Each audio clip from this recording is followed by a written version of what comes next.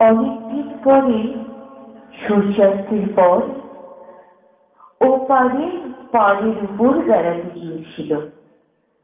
সেখানে উঠে হঠাৎ যেন এই প্রথম দেখল আকাশের আদি অন্ত নেই, জলহীন মাঠ দিক দিগন্ত ব্যস্ত করে হা হা করছে।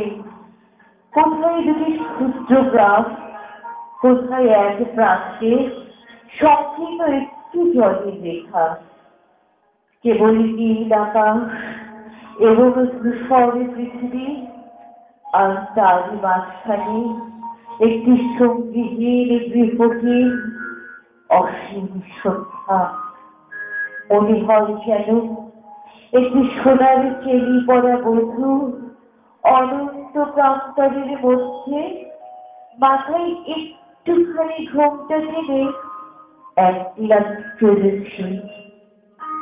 ধীরে ধীরে কত শত সহস্র গ্রাম, নদী, প্রান্তর, পর্বত, নগর, বনের উপর দিয়ে যুগ যুগান্তর কাল সমস্ত পৃথিবী মণ্ডলকে একাকিনী প্রাণ নেত্রে বৌদ্ধ মুখে শান্ত পদে প্রদক্ষিণ করে আসছে।